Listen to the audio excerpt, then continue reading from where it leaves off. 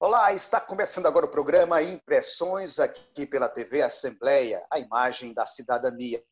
E hoje nós damos início a uma série de programas especiais sobre a vida e a obra do economista paraibano Celso Furtado. Obra e vida, legado, conhecido no Brasil e no exterior.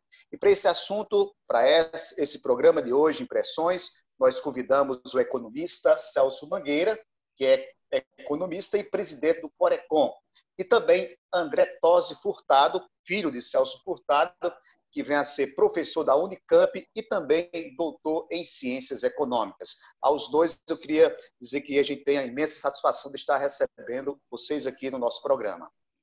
Queria começar já com o André. André, seja bem-vindo. Eu queria que você trouxesse, de uma certa forma, uma visão com relação ao legado de seu pai. Bem, é difícil fazer isso resumidamente, mas eu diria que o meu pai essencialmente foi um intelectual e um homem de ação, né? Então, além de ser pensador, ele também tentou, né, traduzir o seu pensamento em ação política, né? Sem se comprometer diretamente com a política, né? Mas agindo no corpo do Estado, né? No sentido de implementar suas ideias, né, que ele tinha sobre, digamos, o que ele considerava que seria o desenvolvimento e uma sociedade melhor e mais justa para o Brasil, né? Então, foi uma pessoa profundamente comprometida com as suas ideias e seus ideais. Celso, agora a sua vez, como disse bem André, é difícil falar da obra da vida assim, é mais uma visão mais geral assim para a gente dar início a toda a entrevista. Celso Furtado foi um apaixonado pelo Brasil, né? E também um homem que se dedicou muito a esse nosso Nordeste. O retorno dele de Paris, passando pela CEPAL e depois no BNDES, foi assim mais concretizado quando colocaram para ele a questão do Nordeste. Então, isso aí efetivamente o motivou. Um historiador, um cientista político, um homem íntegro, né, considerado um servidor público, no momento que ele esteve à frente das atividades públicas, um homem com um senso de dever muito grande. Então, consequentemente, um exemplo de vida para todos nós, principalmente para os jovens que estão se formando nas universidades e aqueles que vão entrar na universidade. Então, um homem que merece efetivamente todas as láureas que podem ser dadas a um cidadão brasileiro como Celso Furtado. Muito bem, a gente vai dividir um pouco dessa história, né, que é a saída aqui da Paraíba, ainda criança, né, João Pessoa, depois Rio de Janeiro, foi a Segunda Guerra Mundial, CEPAL, depois retorna ao Brasil, tem a questão do regime militar, depois o retorno após o exílio e também o legado que ele deixou, né, após sua morte em 2004. E eu queria, André, perguntar a você, você é o segundo filho, né, nasceu já aqui no Brasil. Isso mesmo, nasci em 1954, Rio de Janeiro. Isso. O Mário é vivo? Está seu vivo. Primeiro está vivo, né? Mora aqui no Brasil. Ele mora aqui em Campinas, próximo a mim. Ele nasceu em Santiago do Chile, né? Nesse período justamente que corresponde à permanência dos meus pais, né? No Santiago, porque meu pai trabalhava na CEPAL. Muito bem, você vai nascer justamente num período que ele já chegou aqui ao Brasil, vai fazer parte do BNDE, né? Naquela época do BNDE, e aí começa essa trajetória com uma visão para o Brasil, mas, sobretudo, tem um carinho especial pelo Nordeste. Eu queria que você falasse essa visão do seu pai com relação ao Nordeste, que, na verdade, é a terra dele. Então, na realidade, se trata de toda uma trajetória intelectual, né? Ele, como já foi dito, né, várias pessoas estudiosas, ele tinha um interesse muito grande em entender o Brasil, né? Isso foi a obra, né, dele, durante, eu acho que mais de uma década.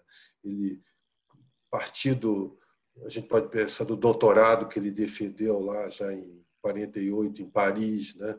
Já era sobre a história do Brasil, e até ele escrever Formação Econômica, aí se passam praticamente 10 anos, o objetivo dele realmente era dar uma interpretação, né, ao que era o Brasil e por que o Brasil estava atrasado, era um país subdesenvolvido, como ele vai chamá-lo, né? Então, esse foi o primeiro contexto. E eu acho que quando ele conclui a formação econômica do Brasil, ele diz que, né, a industrialização foi muito importante, que se montou um mercado interno, que a dinâmica da economia brasileira passa a se voltar para o mercado interno, mas ele detecta que há um problema da desigualdade. Havia algo que não estava resolvido, né, no Brasil, e que era a desigualdade. E essa desigualdade ela tinha uma expressão regional muito profunda, né? E então a economia, a sociedade brasileira é um país, né, que na realidade você tem uma profunda desigualdade regional, né? Você tem uma região rica, grande, mas também tem uma região pobre muito grande, né? Então, para ele, até me lembro dele falando que o Nordeste realmente era a maior região pobre, né, do mundo no hemisfério sul, né, dentro da América Latina, né? Você tinha ali uma concentração enorme de pobreza. E esse era o grande problema, o grande desafio. E para ele não fazia sentido estudar o desenvolvimento se você não resolvia essa questão da desigualdade.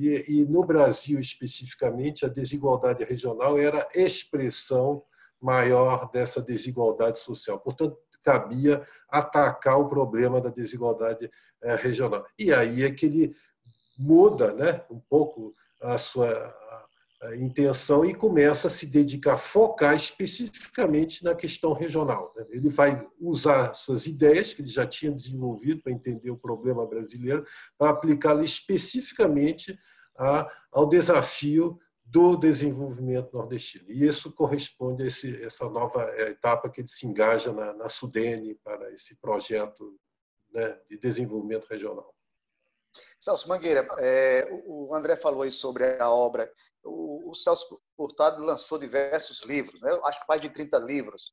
E, com certeza, o Deixar que vai para a formação econômica do Brasil. Mas uma coisa que chama a atenção é que, nesta obra, não é bem um livro técnico, não é em economia, mas é um livro que resgata, de uma certa forma, o teor histórico do Brasil. Queria que você falasse sobre essa obra.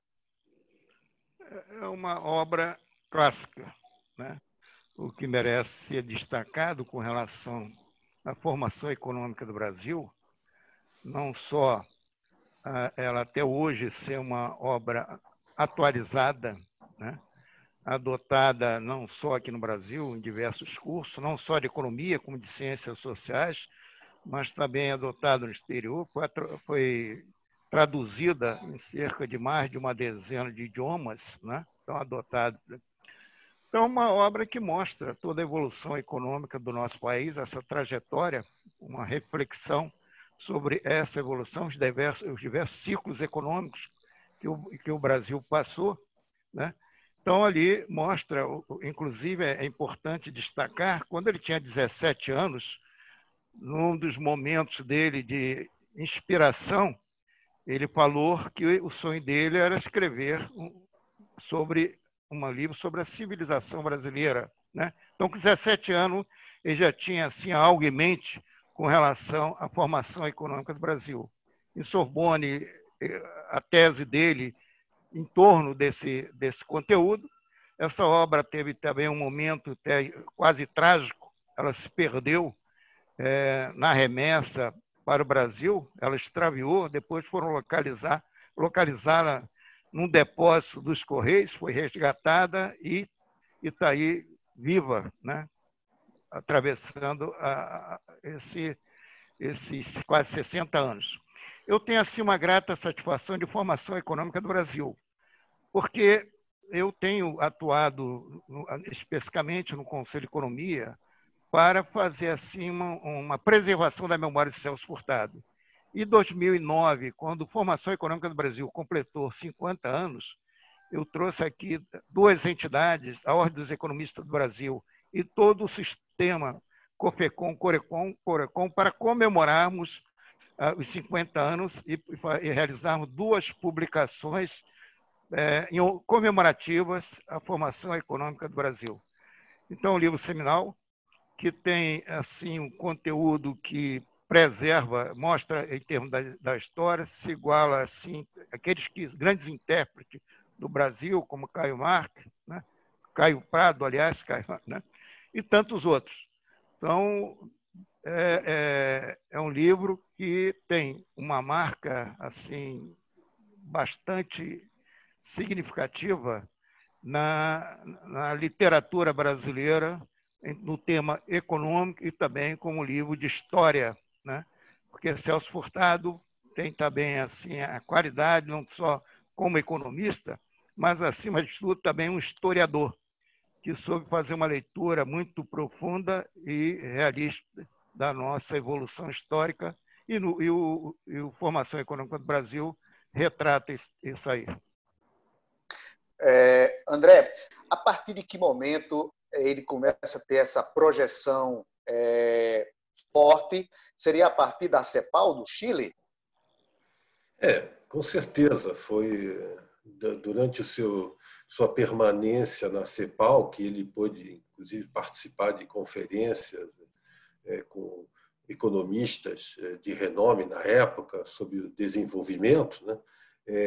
Logo foi percebido nesses ambientes que você tinha ali uma pessoa de absolutamente destaque. Ele também já tinha, de alguma forma, tomado contato com a Universidade de Cambridge, né?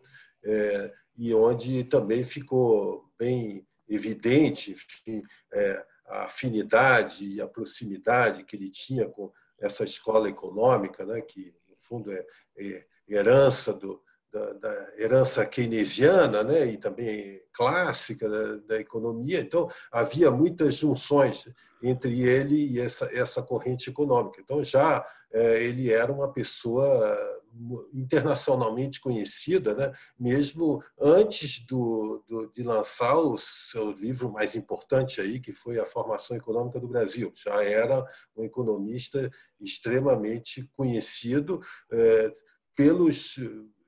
a nata da economia nos países desenvolvidos, né? Fosse nos Estados Unidos ou no Reino Unido, na França, enfim, já ele era amplamente reconhecido como um dos mais brilhantes economistas, digamos, da América Latina, né? Estava ali, né, do lado de Prebisch, né, e como um dos maiores economistas, né? Então, realmente era uma pessoa assim de amplo reconhecimento desde muito cedo, né, na sua vida.